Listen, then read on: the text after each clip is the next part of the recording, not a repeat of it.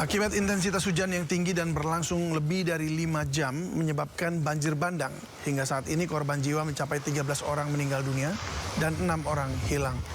Korban meninggal akibat banjir bandang tersebar di 3 desa dan 1 kelurahan. Ketiga desa tersebut adalah Batu Senggo, Peling, dan Lakhaing. Sementara 1 kelurahan berada di Bahu, Kabupaten Siau. Selain menelan korban jiwa, banjir bandang juga merusak pemukiman warga dan gedung perkantoran termasuk Mako Polres Kepulauan Sitaro. Personil polisi dan warga berupaya mengevakuasi korban sebanyak 102 warga yang mengungsi di Gereja Betabahara, Kelurahan Paseng. Korban 13 ya, 3 masih dicari, 3 masih cari. Kemudian rumah kurang lebih ada 200-an ya yang terdampak kepada banjir tersebut. Kantor Pencarian dan Pertolongan Manado menurunkan 16 personel untuk operasi pencarian dan pertolongan pada bencana banjir bandang yang menerjang Kabupaten Sitaro, Sulawesi Utara. Ya, berbagai alat utama SAR dikerahkan guna mendukung penanganan darurat di lokasi terdampak. Saat ini tim SAR gabungan tengah melaksanakan orientasi medan dan upaya pencarian akses menuju wilayah yang terisolir akibat banjir bandang. Langkah ini dilakukan untuk mempercepat proses penanganan, pendataan terdampak, serta evakuasi korban.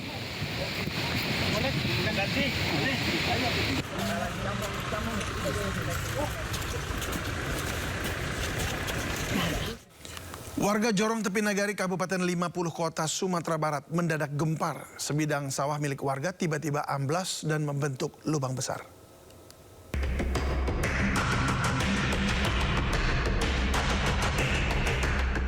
Tanah sawah yang semula padat mendadak ambles dan membentuk lubang besar. Peristiwa ini terjadi saat kondisi cuaca cerah dan tidak terjadi hujan. Hasil pengukuran sementara, lubang ini memiliki kedalaman hingga 5,7 meter dengan diameter sekitar 7 meter. Saat ini pergerakan tanah masih terus terjadi dan hal ini telah diantisipasi dengan memasang polis line di sekitar lokasi. Dari pengamatan ini bisa jadi bertambah lebar karena retakannya semakin banyak dan juga semakin melebar. Hingga saat ini penyebab pasti terjadinya peristiwa tersebut masih dalam penyelidikan oleh pihak terkait. Dari Kabupaten 50 Kota, Sumatera Barat, Agung Sulistyo, iNews melaporkan. Seorang warga PD Jaya Aceh merekam kondisi terkini rumah-rumah yang masih tertimbun tanah pasca banjir bandang di wilayah Aceh. Rumah-rumah tersebut sudah tidak bisa ditempati karena dalam kondisi memprihatinkan. Ini guys, ini kondisi desa saya, tetangga saya. Udah sebulan lebih kondisi rumahnya masih seperti ini, masih tertimbun dengan lumpur yang sudah mengeras. Nah, ini rumah seorang janda bersama anak yatimnya.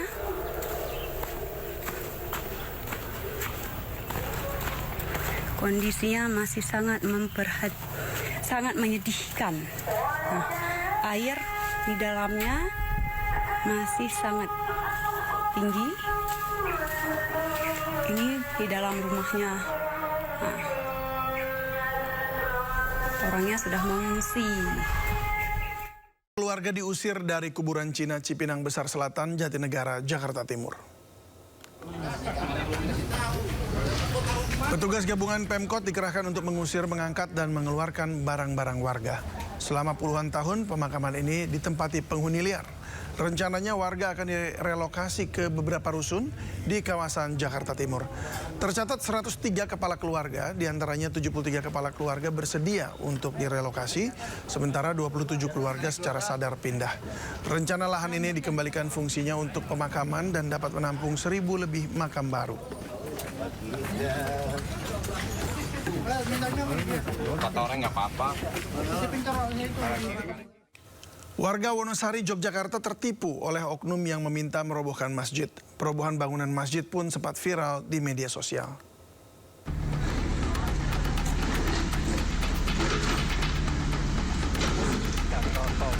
Video yang memperlihatkan sebuah eskavator merobohkan bangunan masjid ramai diperbincangkan warganet. Sebelumnya, sempat beredar narasi bahwa pembongkaran masjid bertujuan untuk pembangunan masjid yang baru oleh beberapa donatur. Namun, cerita tersebut justru berubah menjadi pilu. Warga Padukuhan Gari, Kapanewon Wonosari, Kabupaten Gunung Kidul, Yogyakarta harus menelan kekecewaan karena Masjid Al-Huda yang sudah dibongkar tak kunjung dibangun. Nasi sudah menjadi bubur. Dengan dana seadanya, masyarakat pun bergotong royong membangun kembali tempat ibadah mereka agar bisa berdiri. Kemudian kami pun didatangi 2 orang dan ditemui oleh sesepuh, dan kami pun bergerak sesuai apa yang mereka sampaikan bahwa kami harus merobohkan masjid dalam waktu 2 hari. Dan kami sanggupi karena beliau meyakinkan, karena ada donatur yang sudah siap memberikan dana awal sebesar 350 juta. Kini warga membuka donasi bagi mereka yang ingin membantu pembangunan masjid serta berharap mereka dapat memiliki masjid yang lebih representatif. Dari Gunung Kidul, Yogyakarta, Kismaya Wibowo, iNews melaporkan. Usai viral sejak Desember lalu, keberadaan patung macan putih di Simpang 3 Desa Balong Jeruk, Kabupaten Kediri, Jawa Timur menjadi tujuan wisata dadakan. Lokasi patung macan itu terus dipadati warga yang datang dari berbagai daerah untuk bersuah foto.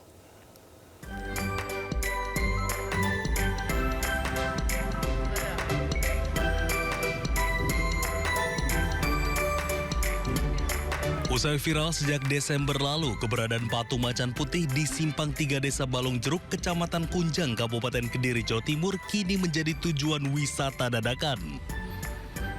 Lokasi ini terus dipadati warga yang datang dari berbagai daerah untuk bersuah foto dengan patung yang menjadi ikon desa ini. Pengunjung yang datang dari berbagai daerah di luar wilayah Kediri ini hanya ingin melihat langsung patung macan putih yang disebut-sebut memiliki bentuk unik. Karena pertamanya lihat di Instagram kayak menarik gitu, terus habis itu coba pengen lihat real life-nya, pengen lihat aslinya, ternyata memang bagus gitu, unik. Sejak viral 2 pekan terakhir, keberadaan patung macan putih ini tidak hanya menjadi ikon baru Desa Balong Jeruk, namun juga memberi dampak ekonomi bagi warga sekitar melalui UMKM yang tumbuh seiring meningkatnya jumlah pengunjung. Seperti diketahui, patung macan putih tersebut merupakan karya Suwari, seniman lokal warga Desa Kuik, Kecamatan Kunjang. Suwari mengerjakan patung tersebut selama 18 hari dengan anggaran total 3,5 juta rupiah. Dana pembuatan patung berasal dari dana pribadi Kepala Desa Balong Jeruk, Safi'i. Dari Kabupaten Kediri, Jawa Timur, Afnan Subagio, iNews melaporkan.